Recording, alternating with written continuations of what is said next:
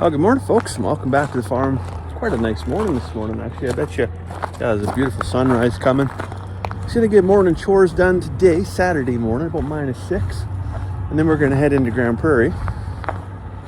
I think the girls are gonna float around the mall for a little bit, which ought to be fun. Sure. And then, then we're gonna take the whole family tubing, or to Nighthawk. What do they call that?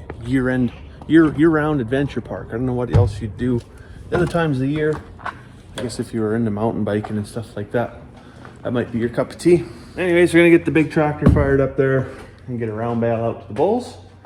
They got a little bit left yet. They probably don't need any feed for a couple of days, but the wife's going to work for 2 days, and so I'll have the girls by myself. And having both girls floating around is not necessarily conducive to doing a whole bunch of tractor work, because they like to push buttons and pull levers, and I got to get in and out of the tractor a bunch of times, and there's a lot of horsepower and a lot of weight and a lot of things that can go wrong. So I'll get them bulls fed this morning right now. Of course, we'll have to see if the big tractor will start. It's been kind of on good behavior here lately.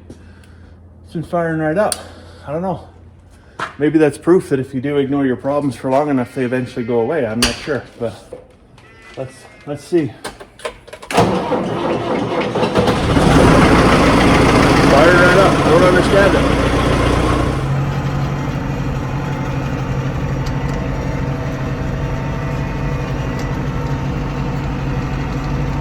We got a little bit left in the feeder, but it's not a whole bunch. I typically wouldn't put a second bale on here until they've licked that up, just because I find that stuff that's already down there will just never get eaten.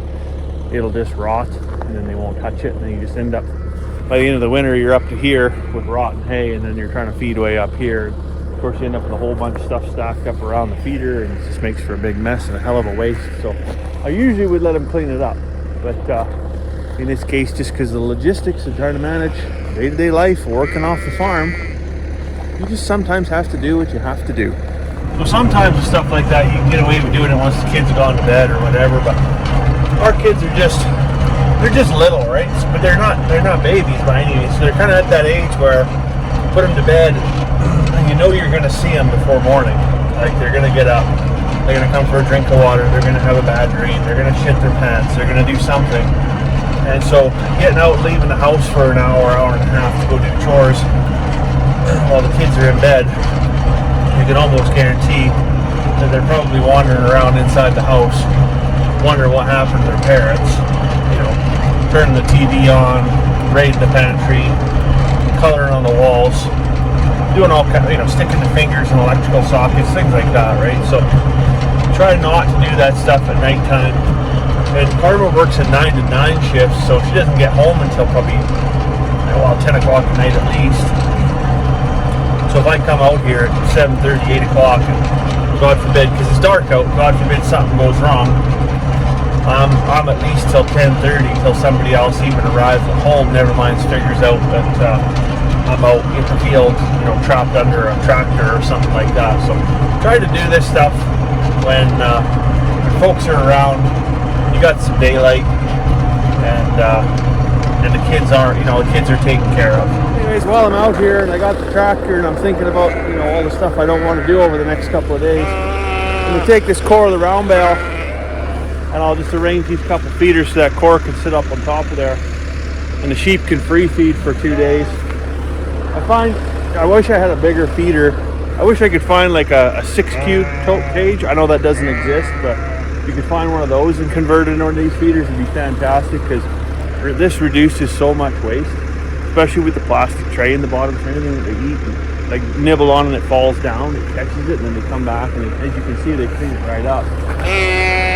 So it works out good. So I can actually afford to leave the core on there and know that it won't be completely annihilated by 3 o'clock this afternoon, essentially. The only downside, I think, is that the sheep can turn around and then get their butts in there and they can shit in the bottom of the truck. I don't know what it is about sheep, but if they could reach, they would shit in the vending machine and get a bag of chips out. It seems like they can poop in almost any place, no matter what you try to do. It's crazy how much they can get and where they can get it. So we always got to kind of every once a week clean the bottoms of these out because they do poop in there.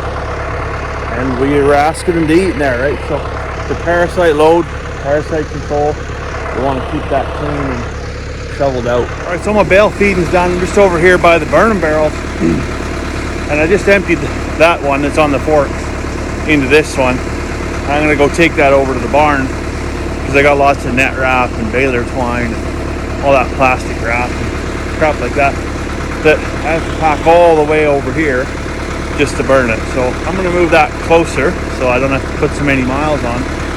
But this one's about 3/4 full, so I gotta go and dump it. But typically what I do is I just wrap a sling around it, or I'll put it in the tractor bucket and get it up and over top of the dumpster once everything's cooled off, of course. Don't want any dumpster fires to happen. And then tip the remnants into the dumpster. And I don't try to bury it or throw it out in the field or out in the bush anywhere, because I mean I know that there's plastic remnants in there. There's the odd, tuna can that might slip by and end up in there. So it goes in the big dumpster. And for anybody else that's doing the same thing, I'd be interested to know when this dirty bugger gets full, how are you emptying it? Is there a better way that maybe I'm not seeing? Because today what I thought of is I get my 6-foot pallet that I get my big mini bulk bag totes emptied out with, and I just put the barrel on there. So that's what I'll do. I'll swing that over to there, and that'll give me kind of a platform to stand on while I dump it. Because I clearly can't stand on top of those forks without having a life-ending experience.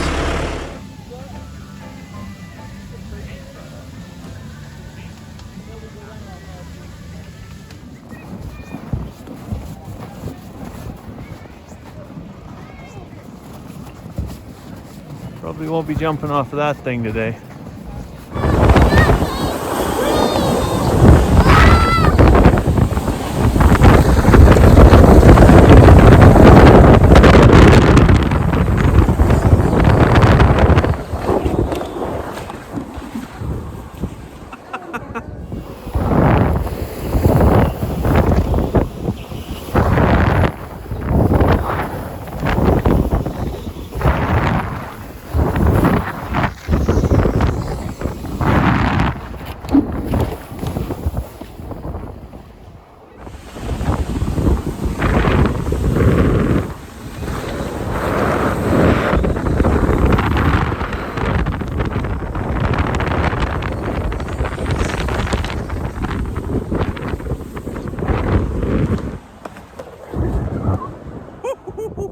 That's cool.